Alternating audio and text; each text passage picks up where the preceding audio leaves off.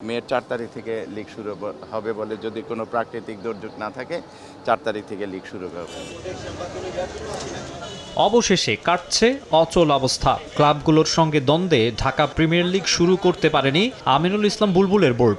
ওই সময় বুলবুলদের বর্জন করা ক্লাব প্রতিনিধিদের সম্মুখ সারির ব্যক্তি ছিলেন যিনি, তিনিই এখন বোর্ডের অ্যাডহক কমিটির গুরুত্বপূর্ণ সদস্য। গ্রাউন্ডস কমিটির বর্তমান চেয়ারম্যান রফিকুল ইসলাম বাবুই দিলেন সুখবরটা। নানা প্রতিশ্রুতি দিয়েই ডিপিএল শুরুর দিনক্ষণ জানালেন তিনি।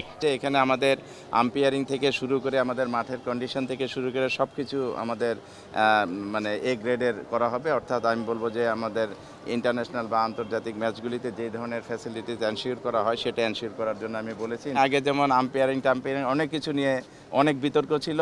এই বিতর্কটার ফলে কিন্তু আমাদের দেশের ক্রিকেটই পিছিয়ে যাচ্ছিল। আমরা বলেছি যে 12টা টিমই আমাদের, তোমরা কোনো রকম অনিয়ম বা করবে না। যদি দেশের ক্রিকেটের ভালো চাই, দেশের ভালো চাই, তাহলে আমাদের এগুলি থেকে সরে আসতে হবে। উইকেটটা যাতে সুন্দর উইকেট হয়, আমাদের স্পোর্টিং উইকেট হয়, সেটার দিকে আমরা বিশেষ নজর রাখছি। একদিন করে আমরা রিজার্ভে রাখার ব্যবস্থা করেছি। ক্লাব ও বোর্ডের দ্বন্দ্বে কেটে গেছে অনেকটা সময়। আয় রোজগারের অন্যতম বড় উৎস এই লিগ শুরুর আকুতি ছিল ক্রিকেটারদের কণ্ঠে। তামিম ইকবালের নেতৃত্বাধীন অ্যাডহক কমিটি এসেই নিয়েছে উদ্যোগ।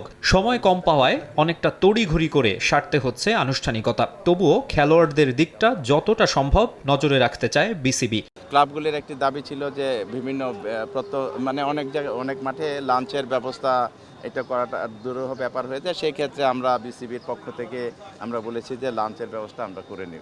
এখানে অ্যাম্বুলেন্স থেকে শুরু করে একটি মেডিকেল টিম রাখার জন্য আমরা চেষ্টা করবেন প্রত্যেকটি গ্রাউন্ডে। এদিকে গুঞ্জন উঠেছিল বিদায় নিচ্ছেন বিসিবির টার্ফ ম্যানেজমেন্ট উইং এর প্রধান টনি হেমিং। এদিন জানা গেল ভিন্ন কথা। বর্তমান বোর্ডের সঙ্গে সম্পর্ক খারাপ নয় অস্ট্রেলিয়ান কিউরেটরের, আপাতত থাকছেন বাংলাদেশ ক্রিকেটের সঙ্গেই। তার মতে অভিজ্ঞ একজন কিউরেটর সরে যাওয়া মানে বাংলাদেশেরই ক্ষতি। তো আবার আলহামদুলিল্লাহ সে ফিরে এসে আমার ধারণা সে আরো অনেকদিন কাজ করবে বাংলাদেশের।